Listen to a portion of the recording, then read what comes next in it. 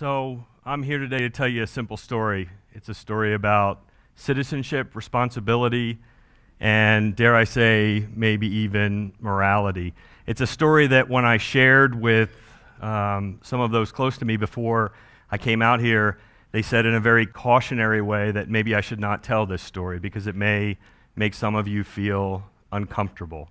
My response when I got that feedback was perfect. So here's my story. This is what I'd like to share.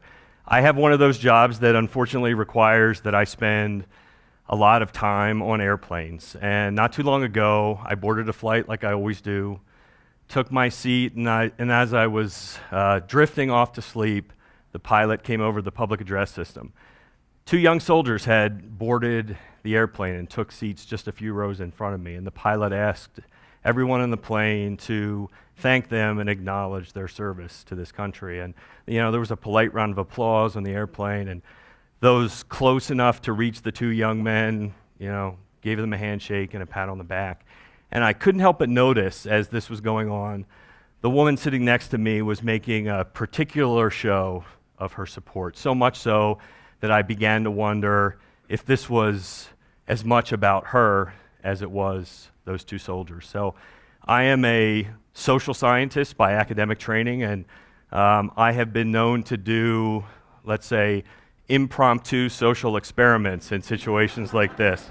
So I decided at this point I was going to engage this woman in a conversation. And I told her I was a military veteran myself. I told her that today I direct a large academic institute at Syracuse University focused on the social and economic concerns of this nation's 22.5 million military veterans. And with that, she was hooked. I got her. And she travels a lot like me. And one of the first things she said to me was that whenever she's in an airport and she sees a soldier, she makes sure to say thank you for your service. I thanked her for her gesture, but then began to subtly, or maybe not so subtly, shift the direction of the conversation a little bit to some of the challenges that are facing particularly this generation of military veterans. I told her, for example, that many of this generation of veterans, particularly the youngest, have struggled mightily to find jobs when they come home and leave service, and that maybe some of those struggles are a function of the fact that many of these young men and women who have served over the last 12 years are leaving military service with disabilities at a rate unprecedented in U.S. history. Conservatively, 30% of them will live out the rest of their lives with disabilities connected to her service. And the more I talked, the more agitated she became. But what did me in, what did the conversation in, was when I told her about the suicides.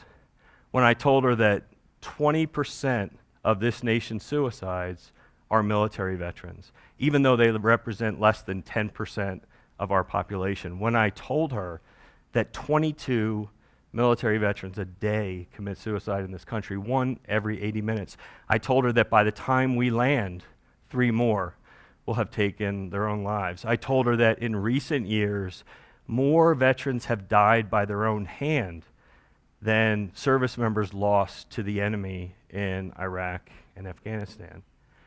And at this point, she looked at me like I had 2 heads, and she said, "None of this can be true. This isn't Vietnam. Didn't you see us clap for those soldiers? America supports our veterans." She proceeded to pull out her iPad, pop on her headphones, and turn on a rerun of Home and Garden TV. I knew it was a rerun because I like that channel. I watch those shows all the time. But she was clearly done with me. And honestly, I sat there and thought maybe I had gone too far with my little experiment. And then a young man, couldn't have been more than 24, 25 years old, sitting on the other side of the aisle, tapped me on the shoulder and looked me square in the eye, stuck out his hand, and he simply said, "Thanks." And it turns out his name was Tim. Tim was a military veteran. Tim volunteered and enlisted in the Marine Corps when he was 18 years old, served for 5 years. 3 of those 5 years he spent in Iraq or Afghanistan. He got out just about 6 months ago, and he had a plan. He was going to go to school. And he seemed ashamed to tell me that he only lasted about 2 months on his college campus because he said, I just didn't feel like I fit in. I didn't feel like I belonged. I had nothing in common with my classmates, with my teachers, with my administrators. He'd been trying to find a job, no luck so far, and he told me he's really hoping that the docs at the VA can figure out how to stop the ringing in his ears so he can get more than 2 or 3 hours of sleep each night. And you know what? To be very honest with you, because of what I do, I've heard all that before. None of that necessarily surprised me. But what hit me like a punch in the gut is what he said next. His eyes welled up, and he said, Mike, worst of all, worse than all of that is since I've been home, I feel anonymous. And at that moment, I turned and looked at the woman who was sitting next to me, and she's lost in her reality TV. And Tim was not the only one at that moment looking for a tissue to wipe his eyes. Now home among the very people who sent him to war, he feels anonymous. I'd ask you to reflect on that for a second.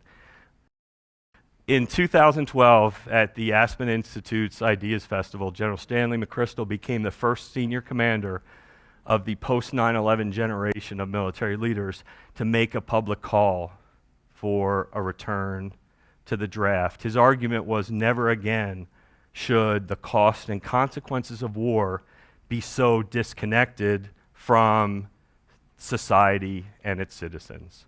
Nobody paid him any attention. It made the news for about a day. So, post-Vietnam, it was America's response to Vietnam that largely served as the impetus for the creation of the all-volunteer force. After Vietnam, the idea of conscription and mandatory military service for all was widely rejected by all Americans.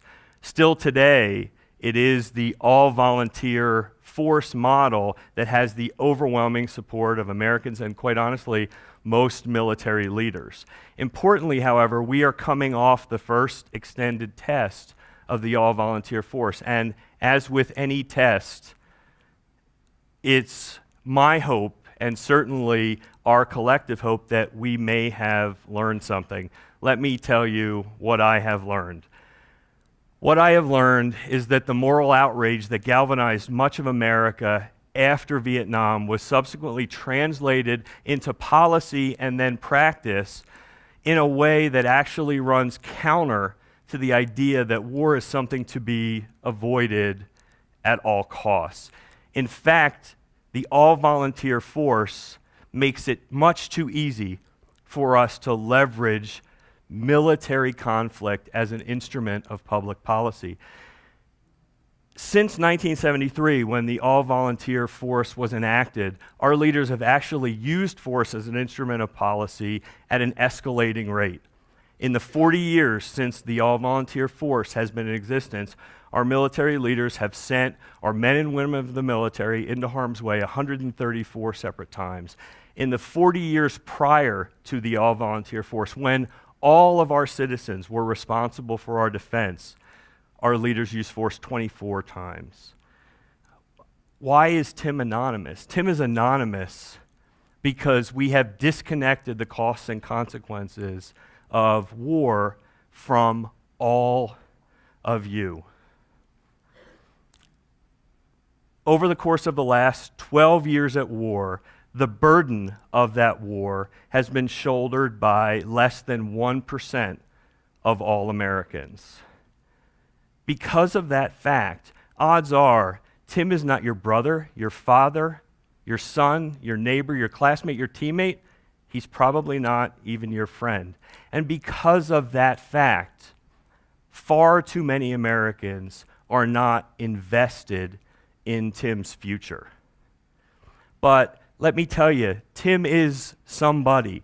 Tim is the somebody that we, all of you, collectively entrusted and conferred this nation's moral compass when you sent him off to find fight, and kill our enemies. And now he's home, and just like that woman sitting next to me on the airplane, not enough of you, not enough of us are invested in his future. So here's the thing. Let me tell you about Tim. History and those who have come before Tim have proven to history that he's smart, educated, resourceful, and entrepreneurial. He wants to be a leader in your communities, on your campuses, and in your governments. He's mature beyond his years, he's honest to a fault, and he's fiercely loyal. Sure, war has changed him, but on so many dimensions, more for the better than for the worse. Thomas Jefferson said that a nation as a society forms a moral person, and that all members are responsible for society. I stand here and attest to you today that when you made the decision to defer the defense of this country to Tim, you made a moral choice that incurs a moral obligation. What is that obligation? It's a very, very simple thing. It's the only thing that Tim wants from you. Tim wants you to know him. I implore you, find a way to know Tim. Thank you.